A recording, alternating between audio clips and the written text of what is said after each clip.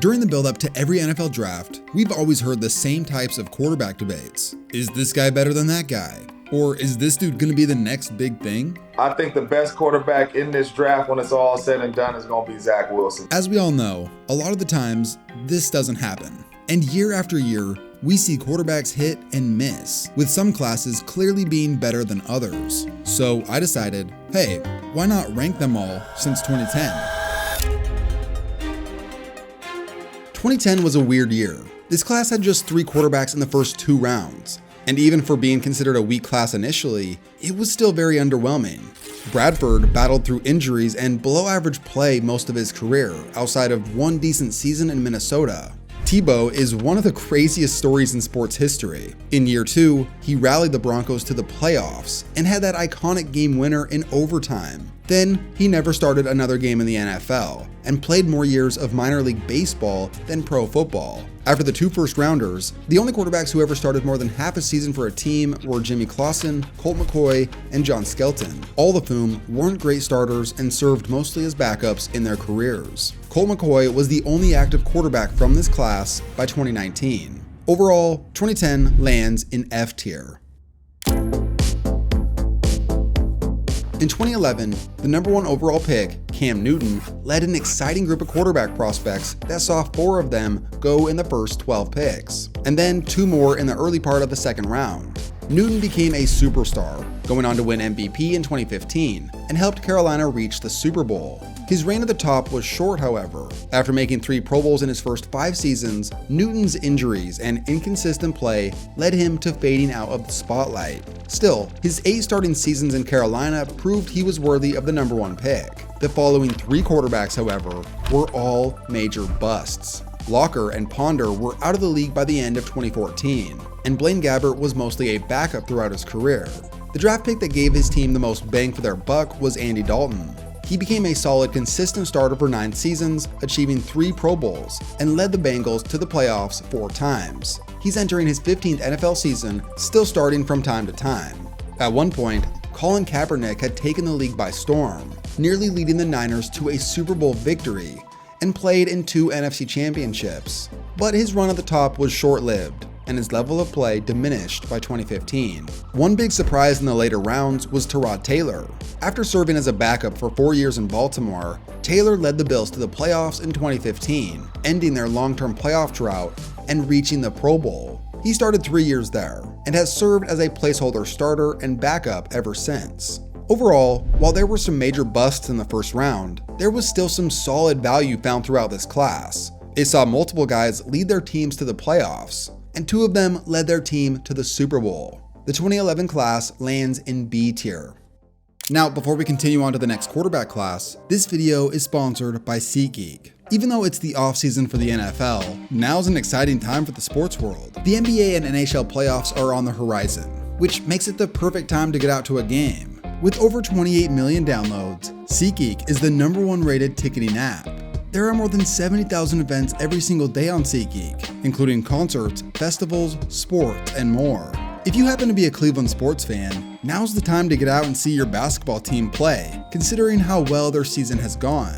SeatGeek puts tickets all across the web in one place to make sure you're getting a good deal.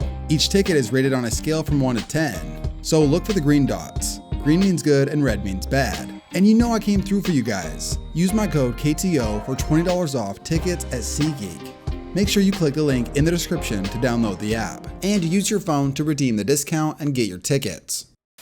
In 2012, the excitement for the top of the class was warranted. Andrew Luck started his career making 3 straight Pro Bowls, revived the Colts, and led them to the AFC Championship in 2014. Although his reckless style of play, combined with the Colts' inability to protect him, caught up to Luck, and after years of frustrating injuries, he called it quits. RG3 was awesome for a year before disaster struck.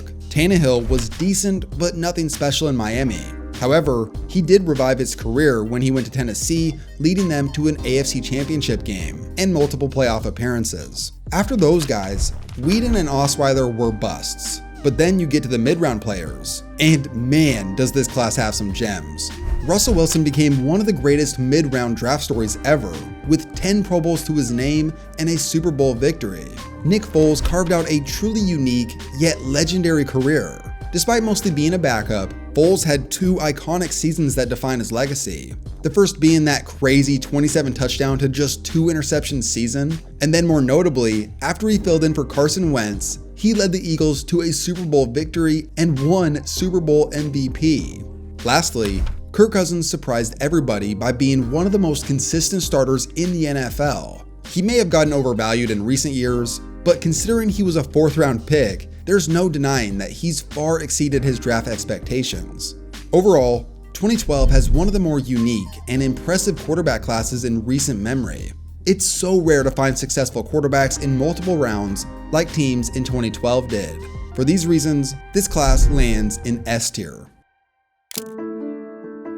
After the hype of the previous 2 classes, 2013 was not even in the same stratosphere. It had just 1 first rounder and 3 total quarterbacks selected in the first 3 rounds. The lone first rounder, E.J. Manuel, became a huge bust, losing his starting job in Buffalo shortly after his rookie season. Geno Smith had a similar story, where after 2 rough seasons as the Jets starter, he became a journeyman backup.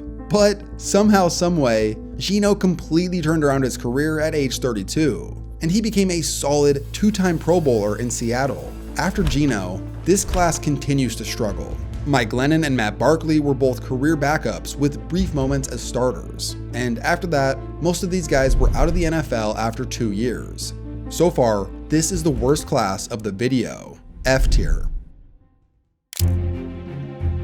2014 had a lot more excitement during the draft process because of one guy, Johnny Football. He, along with Blake Bortles and Teddy Bridgewater, were all first-round picks. But overall, this was a hugely disappointing first round. While Bortles did help the Jags reach the AFC title game in 2017, this was largely due to their defense and run game. He was a turnover machine and fell out of favor in Jacksonville shortly after that run. Manziel became one of the all-time busts, with a more intriguing burnout story than his pro career, and Bridgewater developed into a decent game manager by year 2, helping the Vikings reach the playoffs. However, injuries ruined his career, and he became a journeyman starter elsewhere. He had the ability to be an average starter in the NFL, but also Bridgewater never proved that he was good enough to have a team want to build around him. The most successful starter of this class came in the second round. Derek Carr was selected by the Oakland Raiders 36th overall and became their franchise quarterback for 9 seasons. His 3-year run from 2015 to 2017 saw him make 3 straight Pro Bowls, and in his prime, he was a top 10 quarterback. He's still a starter in the NFL as of last year. Jimmy Garoppolo had his moments, first appearing to be the future in New England, then he was traded and helped the Niners reach the Super Bowl.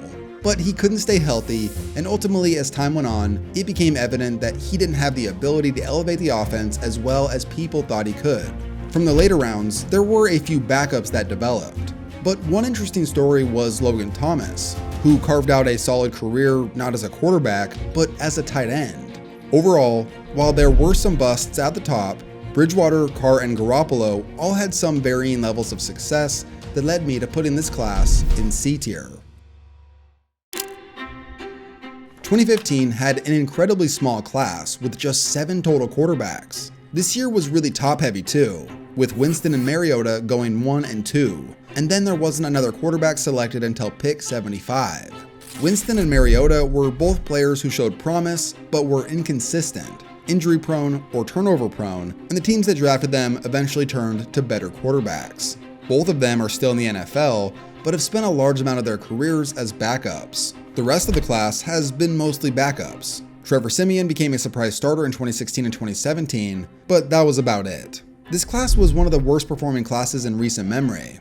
I give it a slight edge over 2010 and 2013, but I can't put it any higher than D tier. After the tiny class of 2015, 2016 had the strength in numbers as 15 total quarterbacks were selected. In the end, despite some doubts early on, Goff ended up being a solid number 1 pick. He developed into a Pro Bowl level quarterback with the Rams and helped them reach the Super Bowl. And after he was traded, he developed into a top 10 level starter in Detroit. Wentz was damn near the NFL MVP in 2017 before his injury, but after that, his reckless style of play did more harm than good, and he lost favor in Philly. So his career is sort of defined as a one-year wonder. Lynch and Hackenberg were huge busts, and outside of Jacoby Brissett and Dak Prescott, the rest of this class were backups at best. Brissett has become a journeyman starter, high-end backup type, and Dak was one of the biggest draft surprises of the year. Very similar to Kirk Cousins, Dak developed into a solid starter who hovers around that top 10 level conversation. And even though people will say he's overpaid and overrated, there's no denying how much he's exceeded his draft expectations. The dude's become a franchise quarterback and has 4 Pro Bowls to his name. Overall, this class has a little bit of everything. A couple franchise quarterbacks who have hovered around that top 10 to top 15 level of play, a handful of other starters, and a few more backups. It makes sense to me to put this group in B tier. 2017 changed the landscape of the league forever when the Chiefs selected Patrick Mahomes 10th overall. Since then, Mahomes has made 6 Pro Bowls, has played in 5 Super Bowls, and has won 3 of them. He's already in the conversation for the greatest of all time, and the dude is yet to turn 30. For the rest of the class, there's a massive gap in talent. The first quarterback selected was Mitch Trubisky, who was a one-year wonder in Chicago before becoming a backup by year 5. Deshaun Watson was the next most talented after Mahomes, and was having a really awesome career, until the allegations changed the course of his life. He's never been the same. After the first rounders, there's not much positive. DeShone Kizer had one of the worst seasons of all time as the Browns starter during their 0-16 season. Nathan Peterman has been a backup, and is most famously known for his 5-interception debut. And Josh Dobbs had some crazy moments during 2023, but he's mostly been a backup as well. Overall, this class is heavily carried by Mahomes, which begs the question, does this class deserve to be ranked higher because of one player's utter dominance? Without Mahomes, it hovers in that C and D tier territory, but because of Mahomes, I'd say 2017 lands in B tier. Talk about a class that was loaded in the first round. 2018 saw 5 quarterbacks selected on day 1, and man, has this group produced fireworks. Josh Allen and Lamar Jackson have both won MVP and are both in that top 3 quarterback conversation. These are 2 of the most talented quarterbacks to ever play the game. And interestingly enough, we've seen 2 other quarterbacks from this class come along. Baker Mayfield has developed into a top 10 level quarterback, coming off his 2nd straight Pro Bowl in Tampa. Then for Sam Darnold, he went from certified bust, seeing ghosts in New York, to one of the biggest surprises in the NFL in 2024.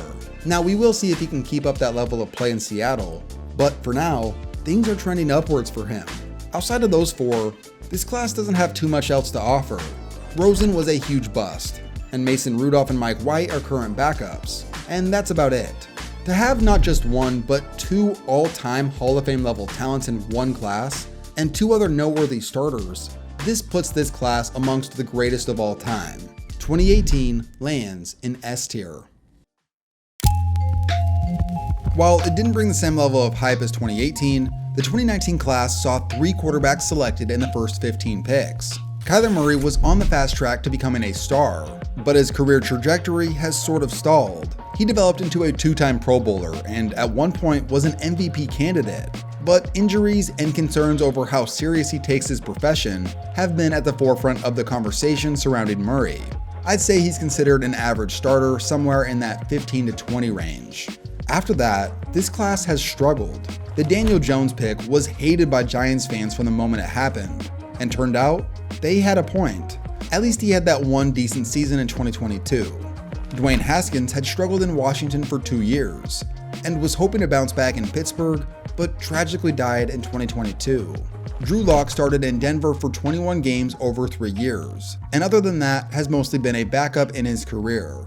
And after those guys, the only other notable quarterback from this class was actually the biggest surprise of the group, 6th rounder Gardner Minshew. Minshew mania took over in Jacksonville right away, and after a standout rookie season, Minshew has become this generation's Ryan Fitzpatrick, a journeyman who's had success with multiple teams.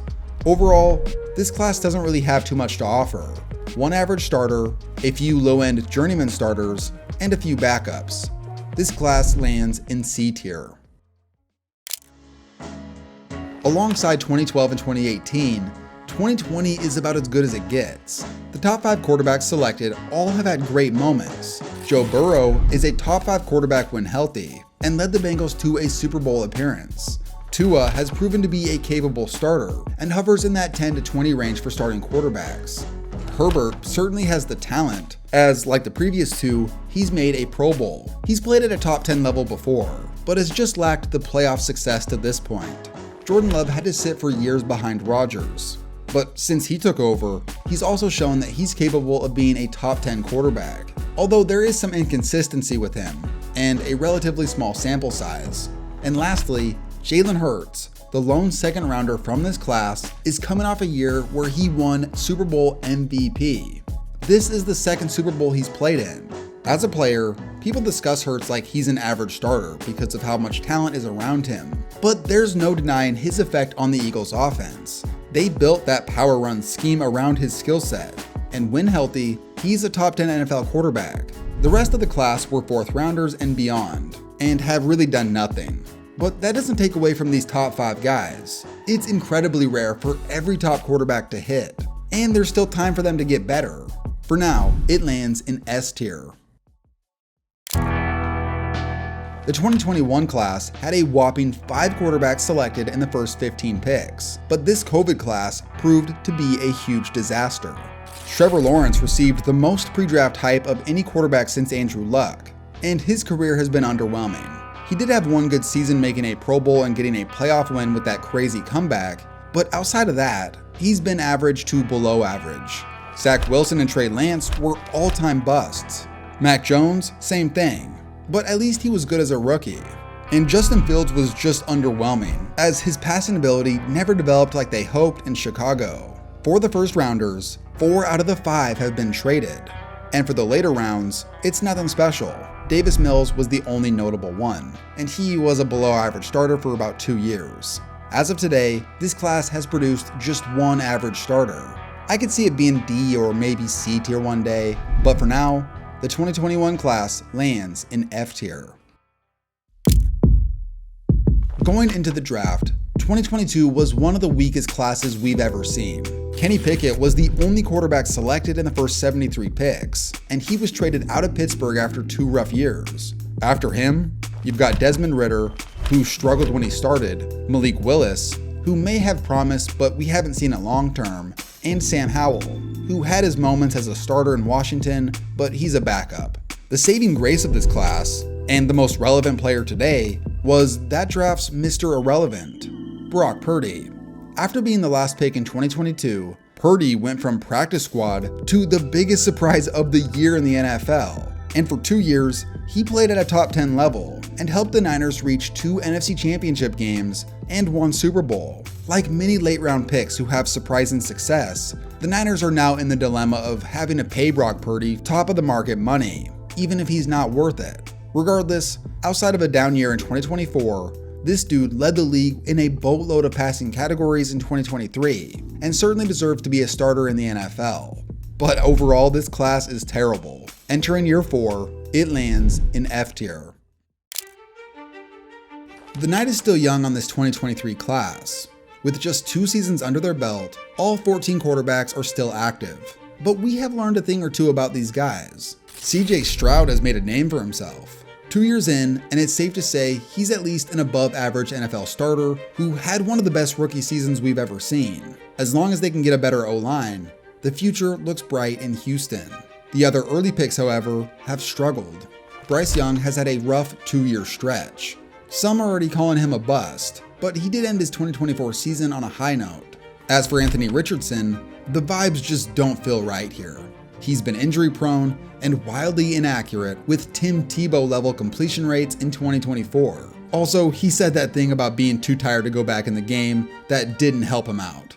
Lastly, Will Levis had one of the greatest debuts one can have, only to have things crumble from there, and now it's hard to imagine him being a starter anywhere in 2025. The rest of this class are backups at best, but with the late rounders, it usually takes time for them to develop into anything of note. So this class is a pretty big unknown. 2 years in, and I'd say it hovers in that C to D tier range. but like I said, it's too early to be definitive about that ranking.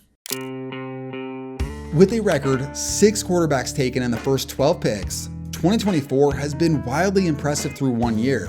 Outside of JJ McCarthy, who missed the entire year due to injury, we saw promising things from the other first rounders. Jaden Daniels is already one of the best in the game after leading the Commanders to the NFC Championship.